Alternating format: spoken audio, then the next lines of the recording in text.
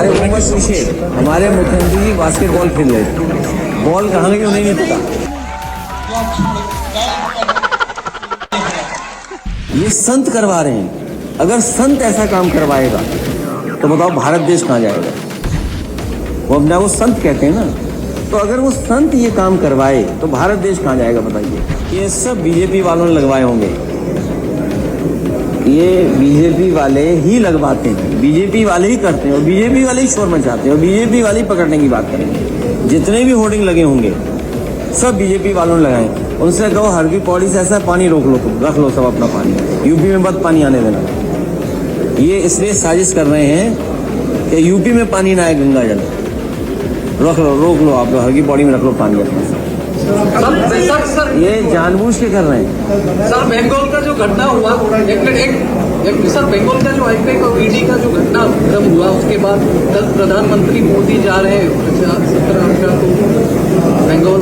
देखिए, आपको बताना नहीं है, आप सब जागरूक लोग हैं। इसमें कई ऐसे प्रतिष्ठित चैनल होंगे जो ईडी और इनकम टैक्स से भी परेशान रहे होंगे, और ईडी इनकम टैक्स से इतना परेशान रहे कि उनका चैनल तो वही रहा लेकिन मालिक बदल गया।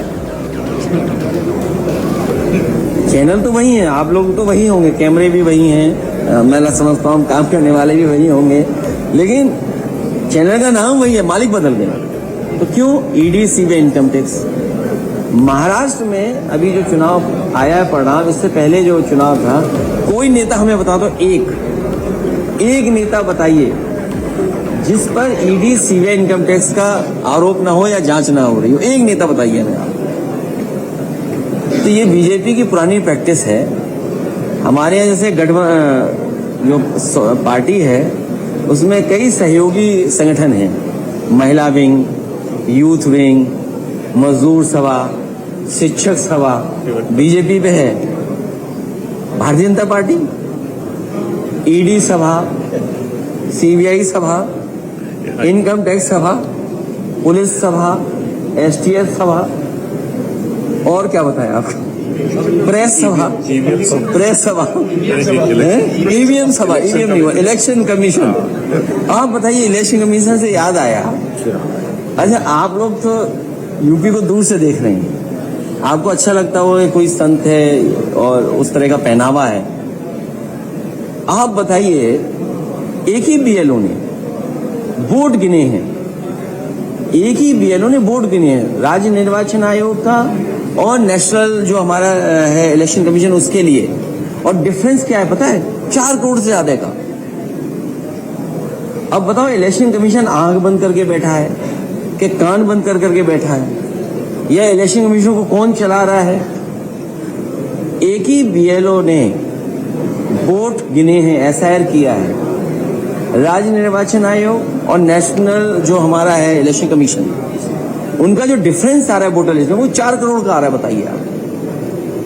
और कोई आवाज नहीं उठा रहा। हमारे मुख्यमंत्री संत हैं, ये संत करवा रहे हैं। अगर संत ऐसा काम करवाएगा तो बताओ भारत देश कहाँ जाएगा। वो अपना वो संत कहते हैं ना, तो अगर वो संत ये काम करवाए तो भारत देश कहाँ जाएगा बताइए।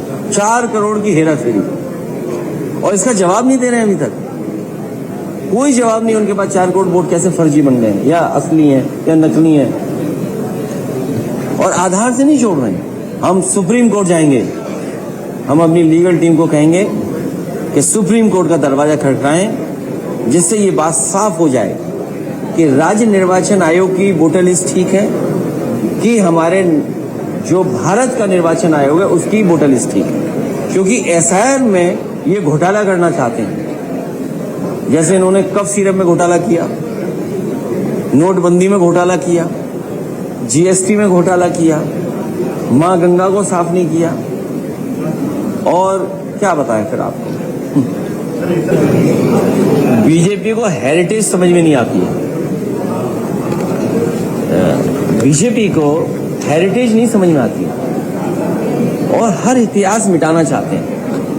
आपका कोई अच्छा इतिहास होगा उसको मिटा देंगे, ये अपना इतिहास बनाना चाहते हैं, इसलिए किसी के भी अच्छे काम को भी ये पसंद नहीं करते हैं। सोचिए किस जमाने का बना हुआ मंदिर है, बहुत सुंदर था। दुनिया में तमाम देश हैं ऐसे जहां पर इनको जाके देखना चाहिए कि अपने पूर्वजों का और अपने पीढ़ियों का कैसे चीजों को संरक्षण करते हैं। इनको संरक्षण की परिभाषा नहीं समझ में आती। ये पहली बार मंदिर तोड़े नहीं गए हैं, शायद धरती पर किसी राजा ने इतने मंदिर नहीं तोड़े होंगे, लेकिन मीडिया साथ है उनके, हम करें क्या। धरती पर किसी राजा ने इतने मंदिर नहीं तोड़े होंगे जितने भारतीय जनता पार्टी ने पौराणिक मंदिरों को तोड़ा है। और यही नहीं, हम एक मंदिर बना रहे हैं, बीजेपी वाले उसमें तंगड़ी लगा रहे हैं। बताइए आप, हर बार कुछ ना कुछ करते हैं उसमें। तो ये ऐसे ही हैं और पूरा काशी का सब बुरा कर दिया। न क्यूटो बना न काशी रही, न क्यूटो बना न काशी रही। लेकिन आप हेरिटेज को कैसे तोड़ सकते? मान लीजिए आपका यहाँ पर रिस्टोरेशन हुआ टेम्पल्स का, वो नो भुवनेश्वर वाला, भुवनेश्वर लिंगराज का रेस्टोरेशन हुआ है। तो रेस्टोरेशन में कोई नई चीज क्रिएट हुई, लेकिन पब्लिक के लिए क्रिएट हुई। आपको आसान हो चीजों को, वो सफाई हो उसके लिए हुआ, रिस्टोर किया आपके टेम्पल। आपके टेम्पल्स ने नहीं बिगाड़े। तो ये कम से कम नवीन पटनायक ने अच्छा काम किया ना। ये तो नवीन पटनायक जी की सरकार में हुआ ना। हाँ, उन्हीं का हुआ और जगन्नाथ भी इनसे क्रिएट हुआ।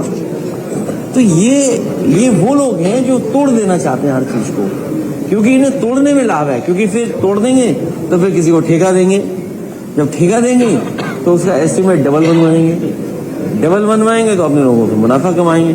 ये मुनाफा कमाने के लिए तोड़ रहे हैं। और क्योंकि क्यूटो नहीं बना पाए हैं, इसलिए हमारे मुख्यमंत्री जी बुलडोजर लेकर के और पूरे मंदिर तोड़ रहे हैं। हमारा और प्रेस का, तुम्हारा जितना प्यार आपको आजकल बीजेपी से है नहीं आपकी नहीं बात कर, मतलब आपके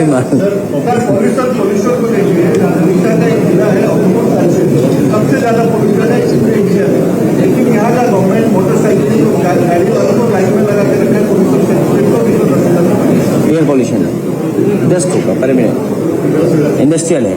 तो इंडस्ट्री देखिए, EIA इन्वायरमेंट इम्पैक्ट असेसमेंट, समझ नहीं समझ।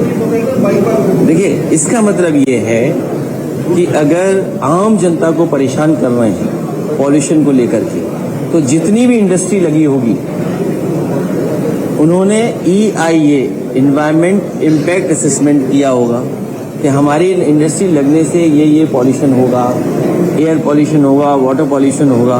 उसको ट्रीटमेंट के लिए एयर पॉल्यूशन जो उनकी चिमनी या जो भी रही होंगी उसके लिए एयर प्यूरिफायर लगाए होंगे।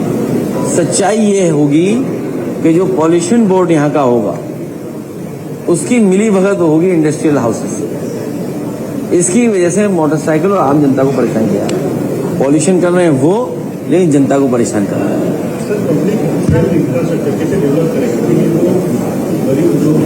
उसमें बजट बढ़ा करके आपको इंफ्रास्ट्रक्चर बेहतर करना पड़ेगा। और मैंने इसीलिए एग्जाम्पल दिया कि समाजवादी सरकार में जो हॉस्पिटल्स बने थे वो कई वर्ल्ड क्लास हॉस्पिटल्स बने, और उसका इंफ्रास्ट्रक्चर जो अंदर और भी जो चीज़ें थी वो भी वर्ल्ड क्लास हम लोगों ने दी, और गरीब को फ्री इलाज कराया। जब यूपी कर सकता है तो और भी स्टेट ऐसा एग्जाम्पलरी काम कर सकता है।